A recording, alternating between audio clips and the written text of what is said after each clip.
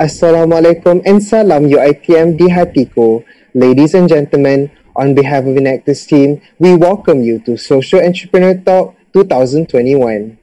Hi, my name is Iman. And I'm Sherlyn. And we're your MCs for tonight. The purpose of tonight's talk is to expose and familiarize students and staff of UiTM on what social entrepreneurship is all about. But before we proceed into that, let's all rise up for Negaraku and Wawasan Setia Warga UiTM.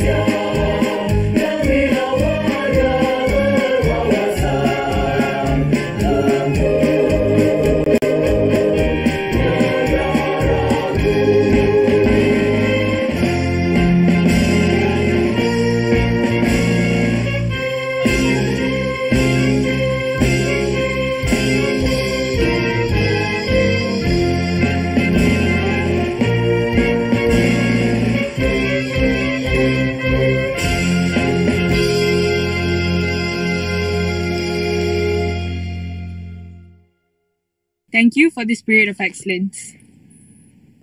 Social entrepreneur, I wonder what that is. Well, Sherlyn, to answer that question and enlighten us more on tonight's topic, let's give the spotlight to our speaker of the night. Co-founder and CEO of Youth Trust Foundation, they are an independent, non-profit organization based in Malaysia, also known as myHARAPAN. Without further ado, please welcome Madam Nurfarini Daeng. Hi, we're from Enactus. My name is Muhammad Iman, and that is... Hi, madam. My name is Sherlyn Halim Bita Abdul Halim. You can call me Sherlyn. You're Madam Nurfarini Daeng, right? Yes, Madam Nurfarini Daeng. Do you prefer, would you prefer to be called Madam Nurfarini Daeng or just Madam Nurfarini, or is there a difference? No, while you're at it, you might as well just be Nurfarini Daeng Abdul Rahman. How about that? Just kidding. And Nini Daeng is fine. Madam Nini Daeng. Nini Daeng is fine. Okay. Okay, so without further ado, organizer, can we start the talk? Yeah, we can proceed now.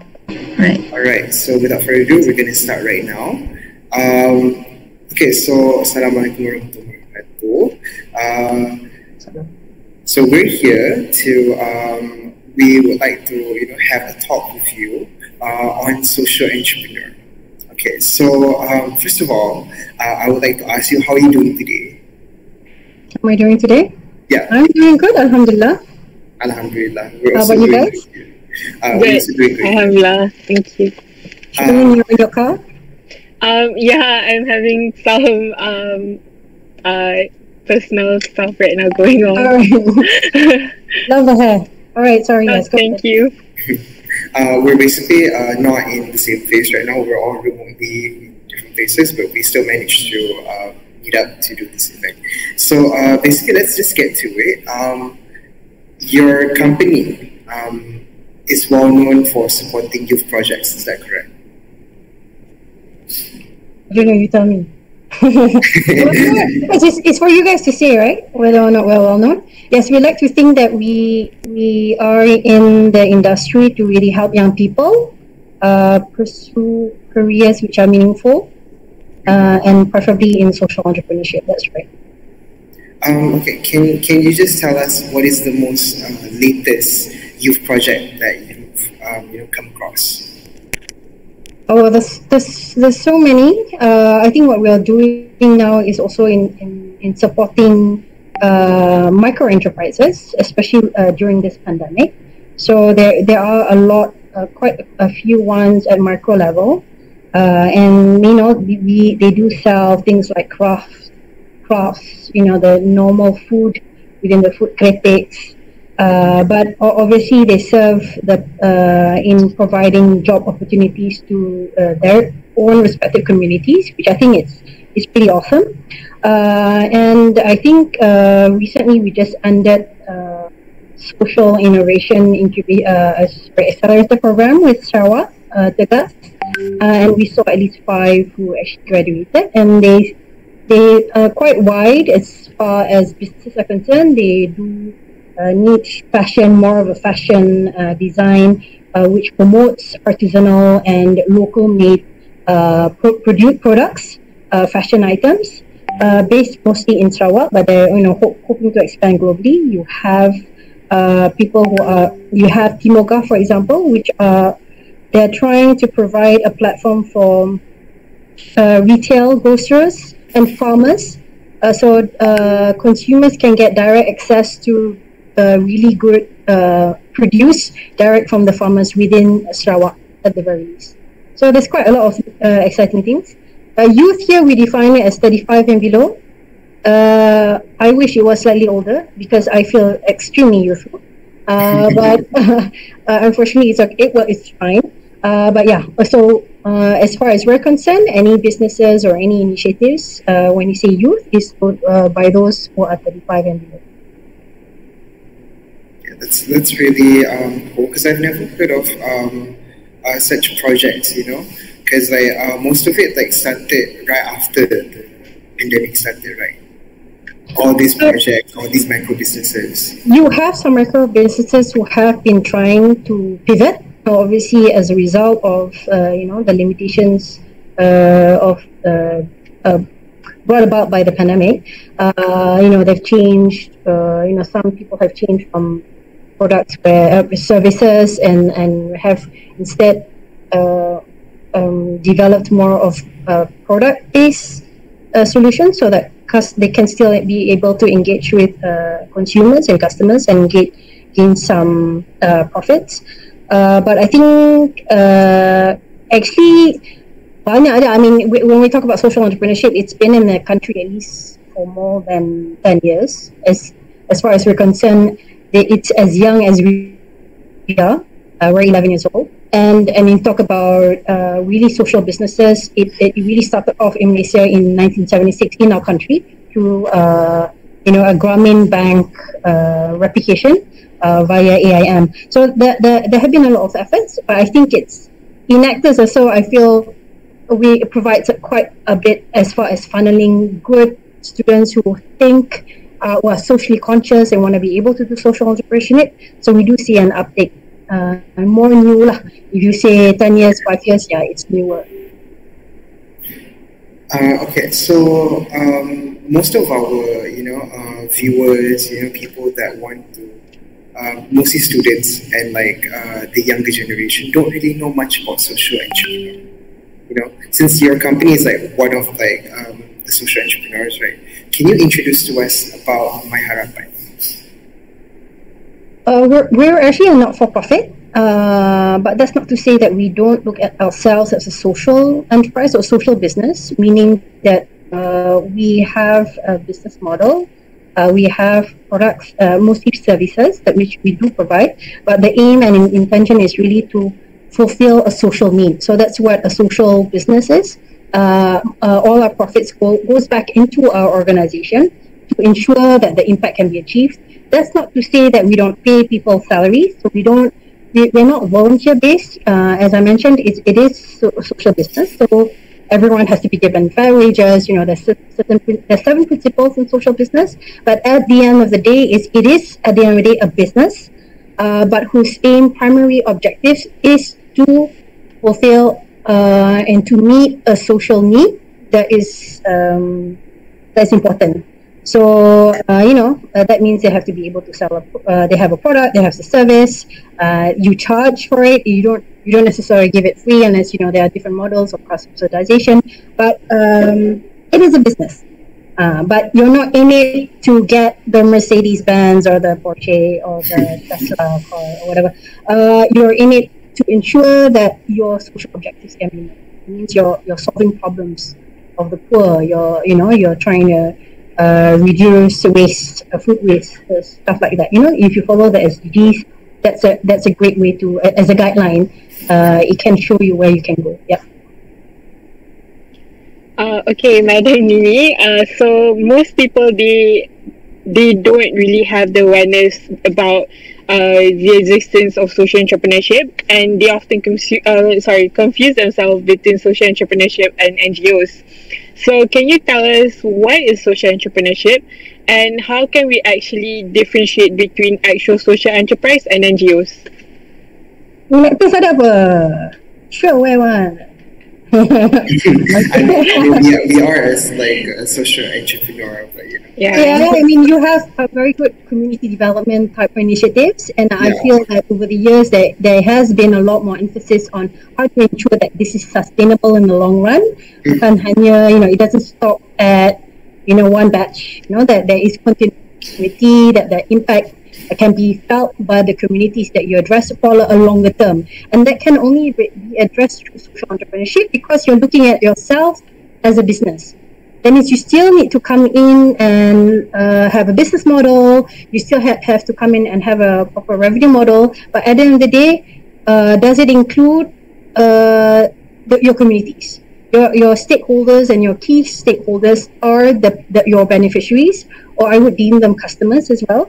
Because there is a difference between looking at beneficiaries of those who are only looking for handouts, which is not the case. We're looking at customers who are also in themselves a great source of talent. So when you talk about charity or initiatives, when you talk about community development, they don't necessarily, it can be a one-off initiative, and I'm not saying that's wrong either.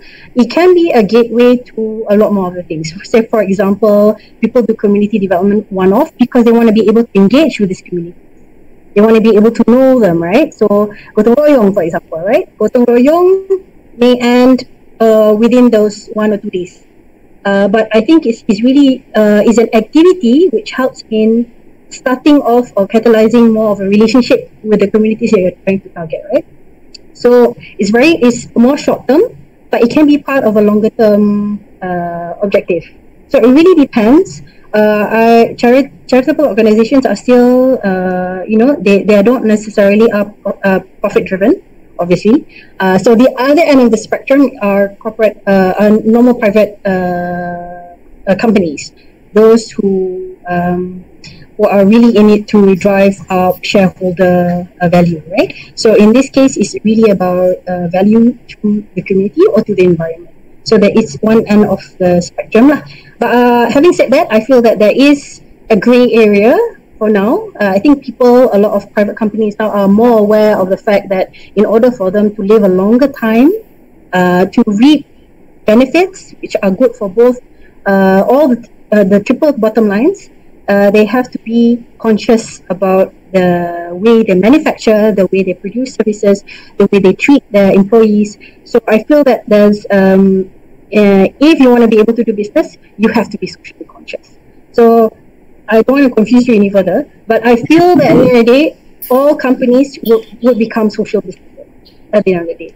What myHARAPAN does is we want to be able to ensure that young people are aware that this is an alternative.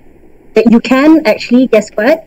You can sebenarnya, some people will say, boleh jadi kaya raya sebenarnya if you want to do social entrepreneurship. But why you're in it is not to gain only for yourself. It's not only to meet your social needs. I hope that answers your question. Because there's not a structure. When you talk about legal frameworks, right? There's no specific structure for social enterprise. You can be like for us, we're not for profit, but we have a business model. It's just that there are certain rules and regulations that we have to abide by. But you can also be a partnership. You can be a super berhad. Nothing actually stops you from becoming within your mandate. That's where you put in your vision mission, which really is about providing real value to your stakeholders, which includes people who need it the most. Yeah. All right. Sorry. Okay, so that was a good explanation about that. I actually have a question.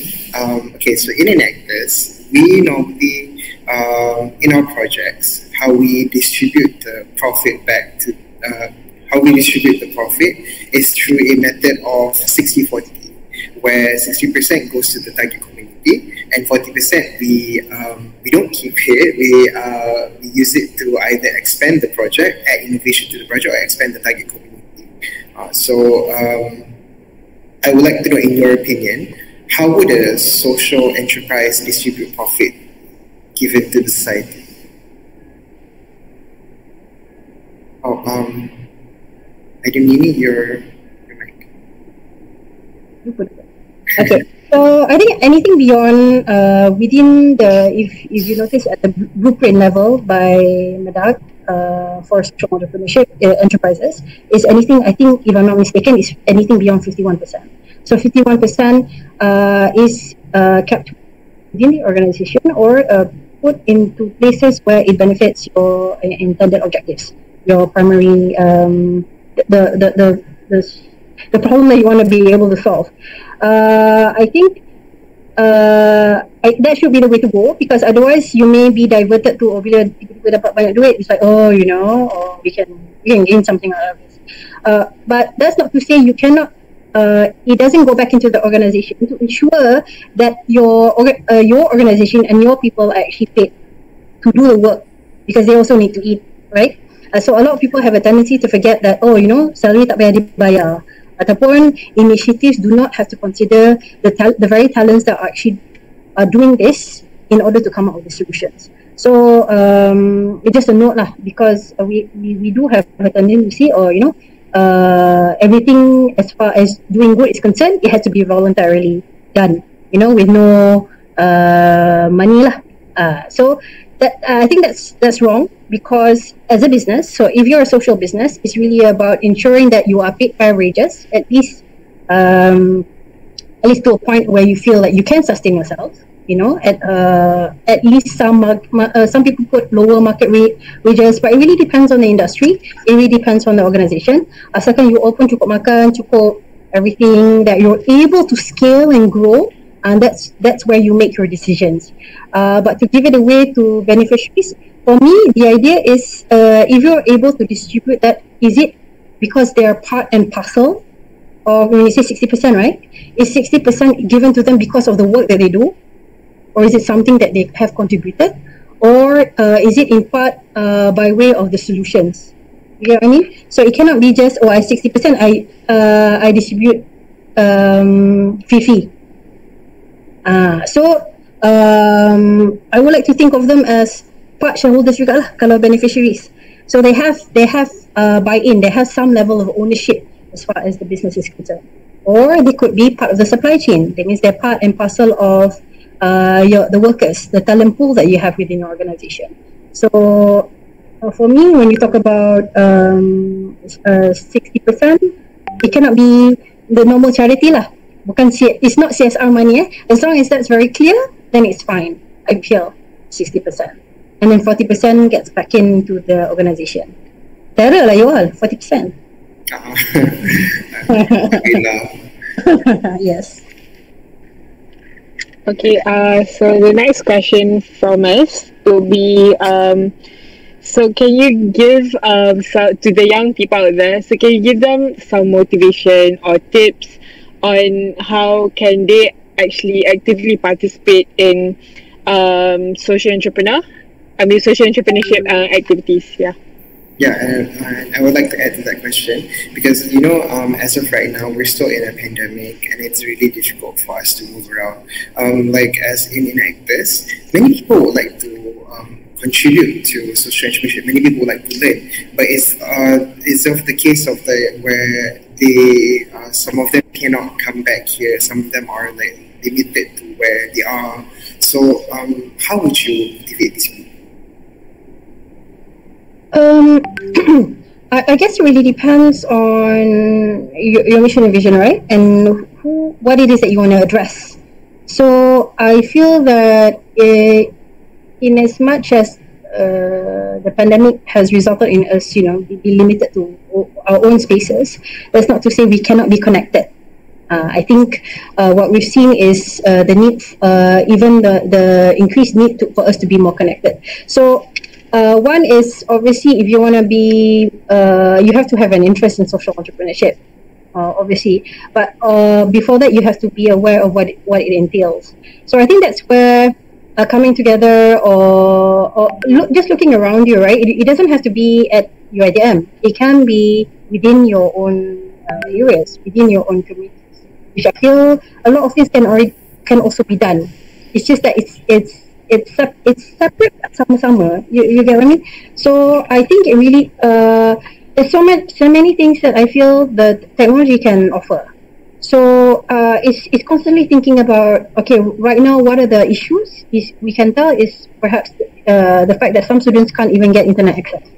So what can I do as a result of that? Can I push for increased connectivitiveness in these areas? How do I do that? Do I need a device? Do I need to be able to talk to some technology providers? So there's so many things that you can also do online because you guys are university students. You're all terror. Talent banyak. Kepala bergeliga lagi. Young, So that use that to your own benefit. I mean, and look at the resources that you already have in UiTM. Because I feel that within universities, there's so much that you can do. So much that you can use and abuse for your own benefit. So I think it's just doing one step at a time while you look at the big picture. Because sometimes when you look at the big picture, macam lama, so difficult to do. If you want to know more about what social entrepreneurship is, there's so many courses now that's available online. There are a lot of areas where what you can do is just do some little ideation. Get together with friends, talk about what are the issues that you're very passionate about. It doesn't have to be, for example, like in actors, it doesn't have to be, I'm quite sure students can come up with their own little projects, right? Yeah. You can go with a theme, so long as, because you have to have a feeling for it, right? You have to have a heart in the issue that you want to be addressed. You cannot be forced to do it. Tak salah kalau korang paksa rela lah, itu lain lah. But I think if you are passionate about, then you will willingly go into always thinking about how can I do this better. It's always thinking about how can I do this better. Where is the information? Where's the sort of knowledge that I can gain? Right now, internet banyak gila. there's so many courses which are available free, unless of course you want a certification. There's so many people you can actually talk to. There's a lot of mentoring as well. I think it's just about seeing how you want to take that step. Okay, but for what purpose, you guys decide. So kena tanya diri lah also. Where do I think it's really about how do I take this time to reimagine a world where I want to live in, because life can suck. Sorry, my French. Yeah. So instead of thinking of that, it's really about I have this opportunity because of the pandemic to change the way things work. Because companies are more aware, governments are more aware. There's an increased awareness of that. Oh crap! We've really been doing the wrong things for the past century or many centuries. So how can we make that change? I think it's within the youth hands. Because you guys, like I said, you're smarter than I will ever be. You have access to a whole lot of information. Sekarang ni, I can't even attend some of the courses because there's an age limit. So for me, this is the time for you to really indulge in first soul searching for yourself. And then after that, decide for yourself, I don't want to live in this world this way for another 10 years. So that's where Enactus also comes in. So Enactus, I feel as an organization, can come to play a role to really get youth together to really think about, yes, we can do it. And yes, there are people who are willing to help and facilitate. But I think it's about me. Okay, sometimes when you think about it, it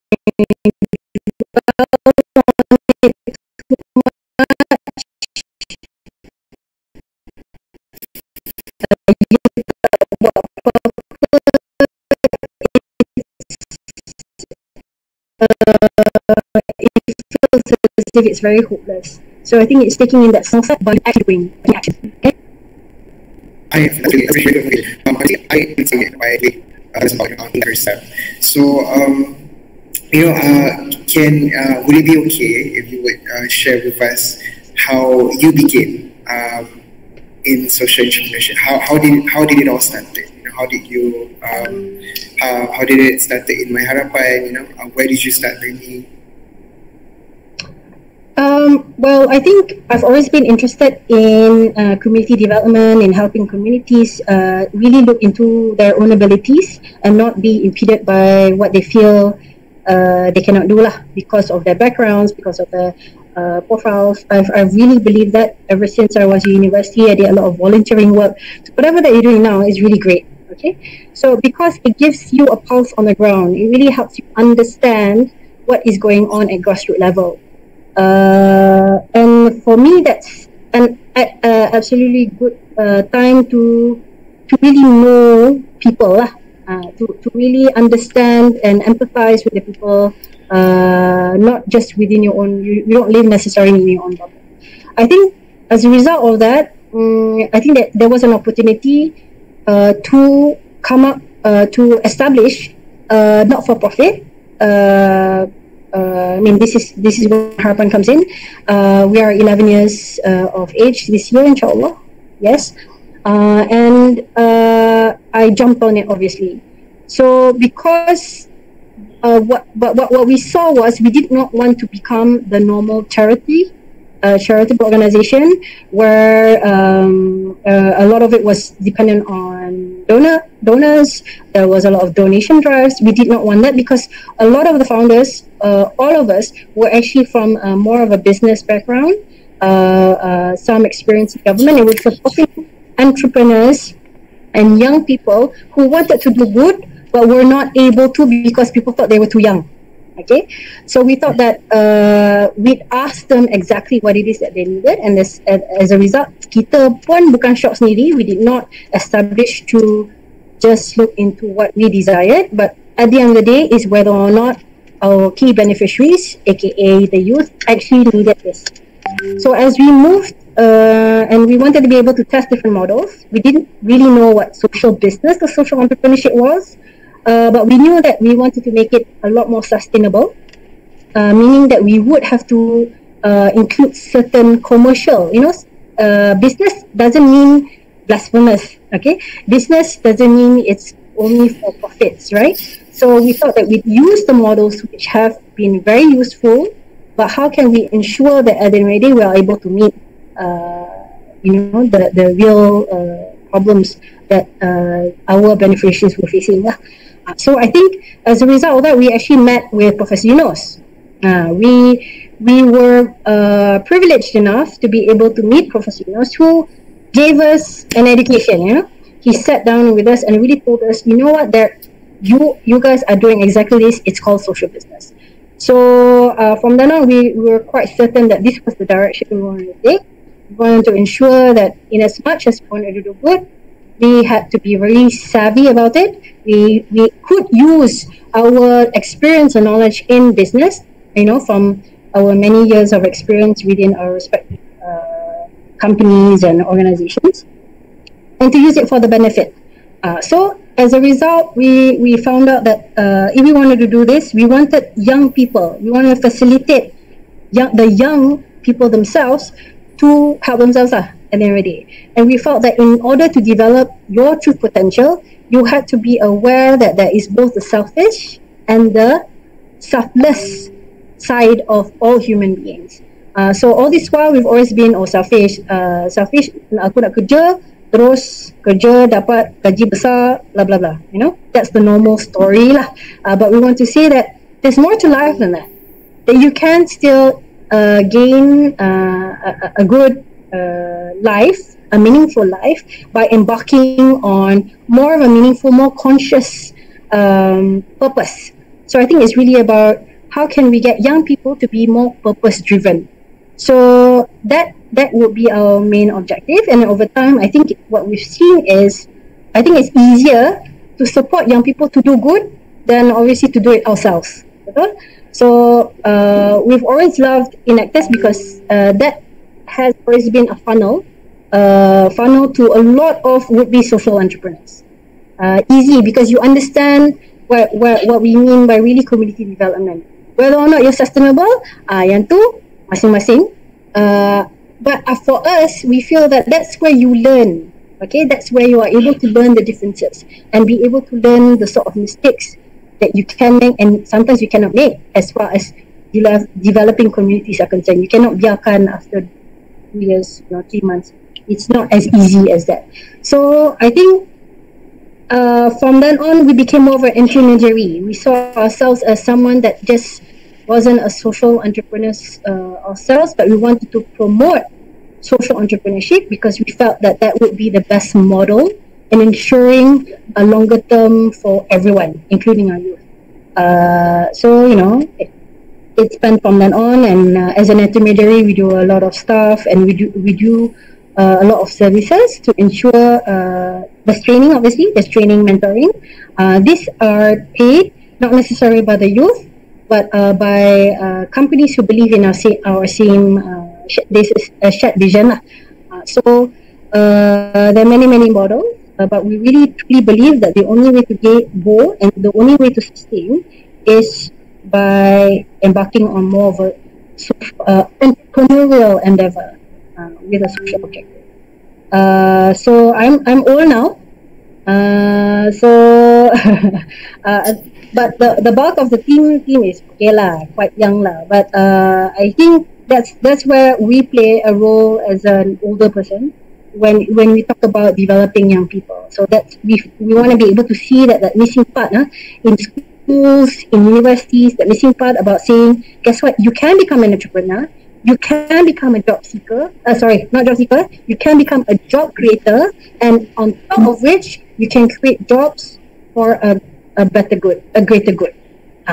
Bukan kena nak buat baik je, charity saja. So that would be our motivation. Okay, so I think this might be the last question from us. So what are your thoughts on social entrepreneurship now? Do you think it's being supported by many, including the government agencies?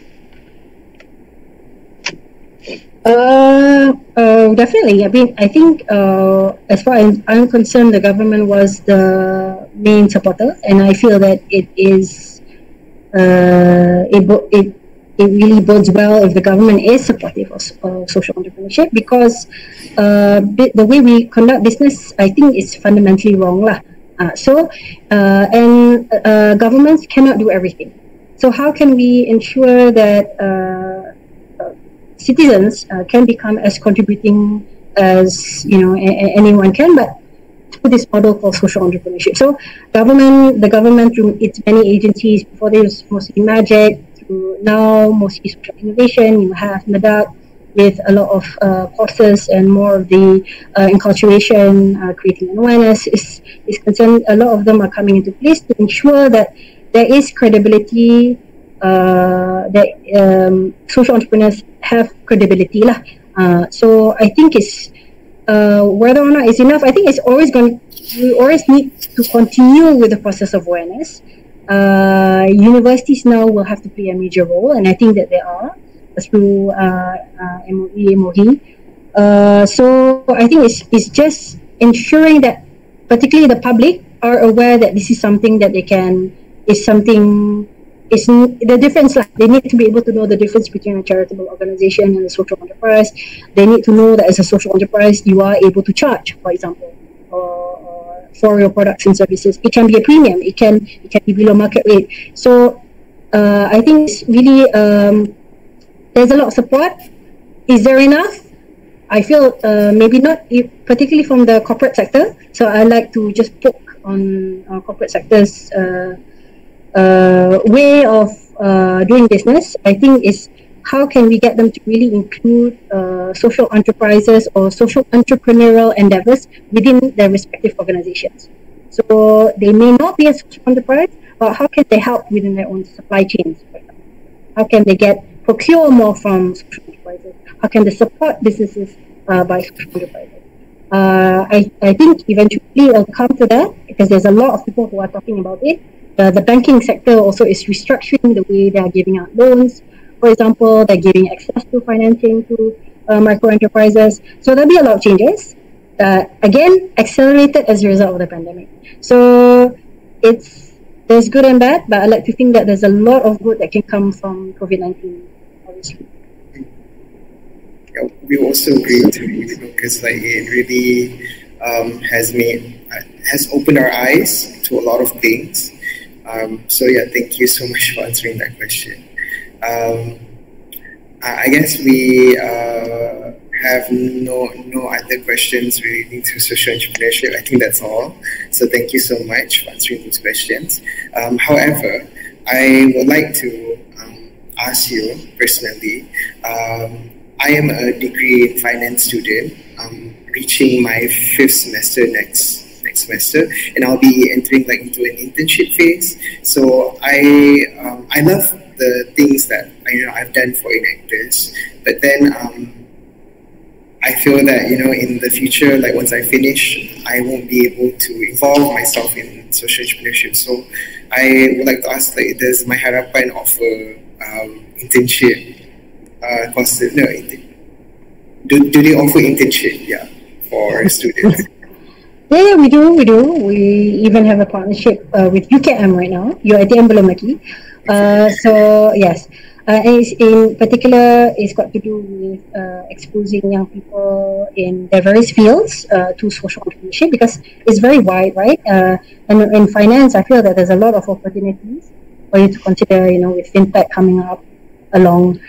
So again, don't limit yourself to just myHARAPAN, but what we do also is we help but we help recommend, or if there are interns that come, perhaps there's no placement as yet within our organization. What we do is we tell our social entrepreneurs of people who may be interested to really look into working at an internship program within their respective organizations. So there are some companies under our arm which we support and facilitate, and we'll be very happy to accommodate for your internship request. Okay. I think we don't have any other questions. We would like to say thank you so much for allocating time for us and for this SE talk. I'm sure a lot of students and a lot of people will benefit from the knowledge you've shared with us today. So, thank you. You're welcome. I hope so. Yeah, I really hope so. But if you have any additional questions or if you want to communicate with us, please do feel free to email us. So I can give you the details and you can share it with all the students who may be interested. I'd love to be able to know what Enactus is up to these days. It's quieter, I feel. No? Yeah, it's a bit quieter now. Quieter compared to the heydays. I don't call it. We were very active with Tribuna Honey for Hope. Ah, okay. That was a very well-known project under Enactus. But now Tribuna Honey has come to its not really at its end, but it's a sustainability phase where we finished our contract with them, but they will still continue. So we're more focused on 2 projects now. I mean, I think it will be okay if we share it with you. It's basically, the first one is called Solat Community Prayer, where we, the target community is orphans and single mothers, where we educate them on the basics of sewing and teach them how to create a small mini prayer mat. So we add innovation to it by using batik material.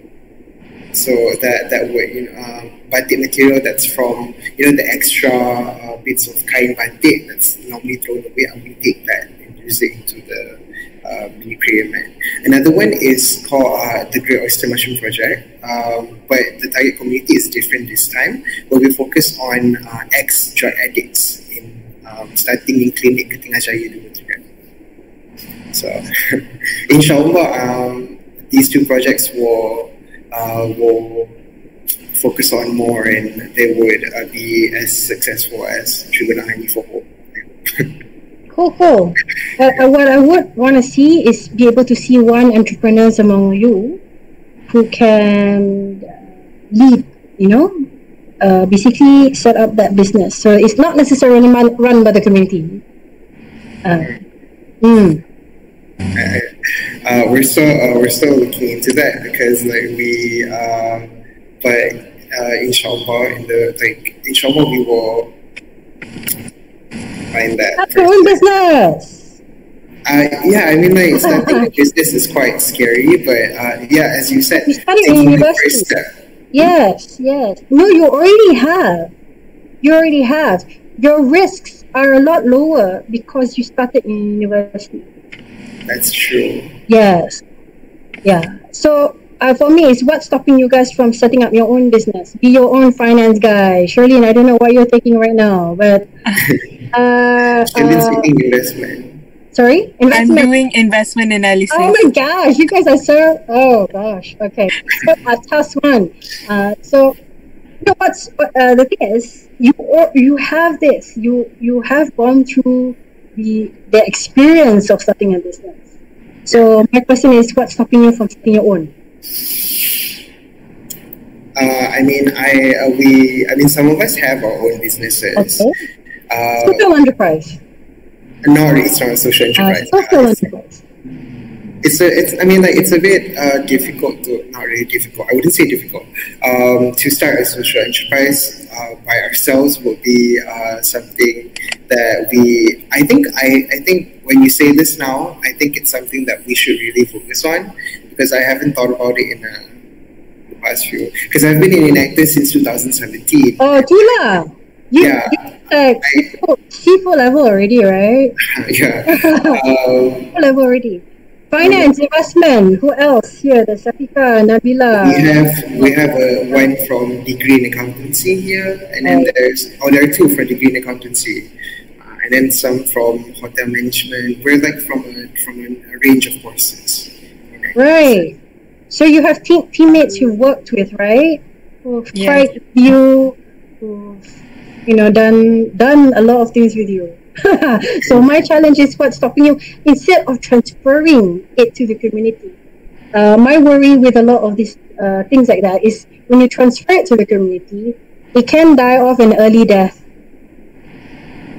because maybe not yours, but many times they've died in early death because alamak budak enactors tak ada lagi lah to help us. Alamak, you know, it things like, oh, we cannot do this with the enactors.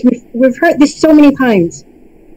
So for me is what you can do to really help the community elevate their status is to really come up with a really, you know, you have all this talent, come up with that business, include them as part of in your supply chain or part of your talent resource, and upgrade them obviously as you know, give them employment, so on and so forth, and then you'll be able to scale to that level. Just saying, that's my challenge. I mean, that's true. Like, it is something. It is something that's really, you know, not that hard to take that first step, right? And I think we should really do some research and start off.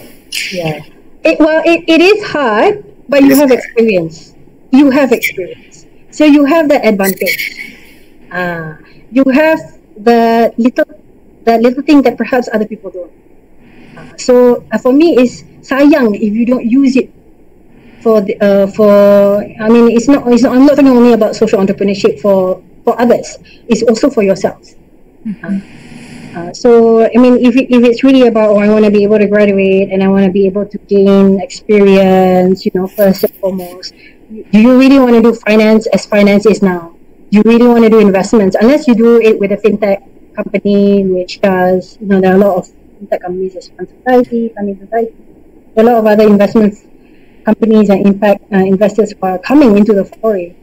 But yeah, I'm quite sure you'll consider it lah. I guess I will. I'll see it. Alright. That's not only for you lah, Iman. Iman, it's also for Shirlene dan semua-semua lah. Okay. Terima kasih banyak-banyak. Thank you for inviting me. How do you get to know about us? Basically, we entered a competition called Nexus Flagship by Enactors UNM. One of our team members found the promotion and, you know, decided that since we're also enactors, why don't we try to make connections with them? And once we entered, one of the judges was from myHARAPAN. Yes. I think Reza is it? Sharina. Sheila. Yes, Sharina. Yeah. Sharina. Oh, Sharina. Sorry. Yes. No. Okay. If it's Reza from Grab Cycle /Magic, yes, we are somewhat affiliated. We gave them the first funding. Reza jangan marah kalau sebut ni. Okay. Okay. I don't want to take more of the time. Yep. Alright. So I guess that's it. That's all. Again, thank you so much for coming. Thank you so much. Thank you. Bye. You too. Assalamualaikum. Salam. Well, after understanding the concept of social entrepreneurship with Madam Nofarini Dayeng, if you guys would like to learn more in depth on social entrepreneurship, we from Enactors team are opening applications to join our team. Why Enactors? Enactors provides a platform for dedicated students who want to improve the world through entrepreneurial action. We were inspired by special needs students who wanted to improve their social skills through our well-known project, Chubanahani for Hope. For your information, these students have come a long way since the beginning of the project in early 2016. We have changed the rate of job opportunities of these needs students to be better. By joining Enactors, we can promise you the perfect opportunity for you to get out from your comfort zone, embrace challenges, and enrich yourself with new knowledge and experience. Join Enactors today. Scan the QR code at the end of the live or click the link in the description to fill out our Google Form application. We from Enactors do not believe in waiting for the right time, but to take an immediate action. So we hope to see you in our team soon. Okay, everyone, we have finally come to an end of our SC Talk event. Before we end, our team has a special announcement to all UiTM Dungun students. Let's roll that tape.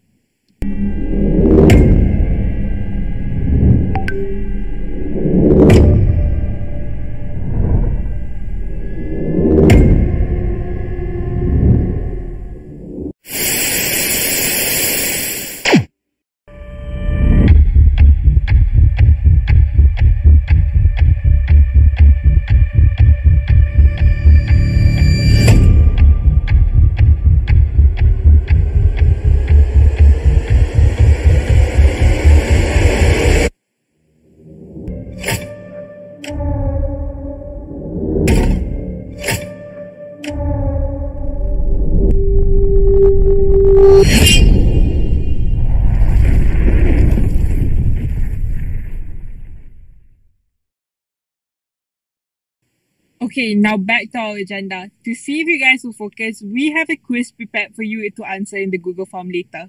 Please scan the QR code displayed at the end of the event or click the link in the description below to access it. Those who can answer it correctly will win a 15% discount coupon to our escape room event. To claim e-certificate, participants must access the attendance Google form link. We wish you the best of luck.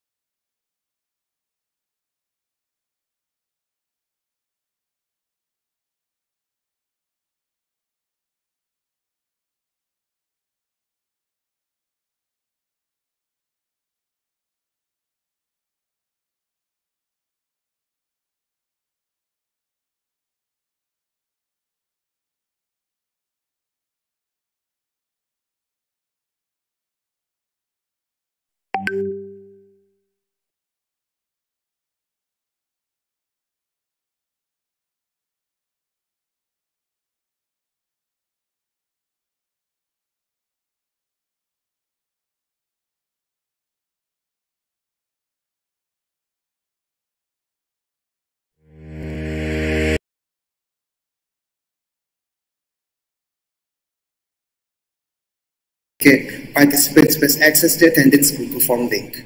We wish you the best of luck.